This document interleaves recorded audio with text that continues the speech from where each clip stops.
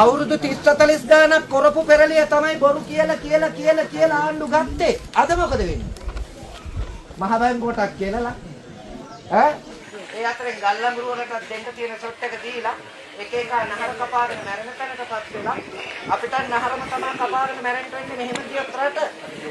අපි රට පරිවර්තනයක් කරගන්න ඕනේ. ජාතියක් නැති, ජම්මයක් නැති, සංස්කෘතියක් නැති අසමාචාර සමාජයක් වෙන්න නිසා ඒක වෙනස් කරගන්න අපි දිවිහිමියෙන් කටයුතු කරනවා. මම මන්දන් දැන් කෑ ගැව්වේ කිසිම දෙයකට මට කතා කරන්නේ. ඇයිද? අක්ෂේ කතා කරන්නේ කිසිම දේශපාලන පක්ෂයක. ඇයිද?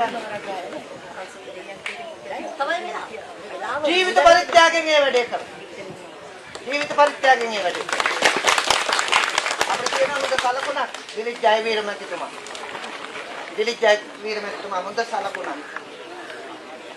අපි දේශපාලනික නාන්දරගෙන මා රාජපක්ෂ නිකායේ ඒත් වර්තමානයේ අපිට පේනවා මේ රට හදන්න නම් රාජපක්ෂ නිකායත් යන්තනකට තල්ලු කර යන නිසා ඍජුව රටේ ජාතිය වෙනුවෙන් කතා කරලා වැඩක් කරන්න පුළුවන් නායකයෙක් වෙනවා නම් ඒ පිටුපස ඉන්න නායකත්ව දිහා බලනකොට රට හදන්න පුළුවන් නායකයෙක් අනාගතයේදී අපිට ඉදිරි වසර පහ තුළදී අපි බලාපොරොත්තු වෙනවා නම් ඒ දිලිත් ජයවීර කියන එක මිහිවිට පේන්න තියෙනවා.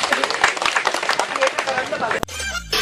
මෙවැනි වීඩියෝ දිනපතා නැරඹීමට අපගේ YouTube channel එක subscribe කර bell button එක click කරන්න.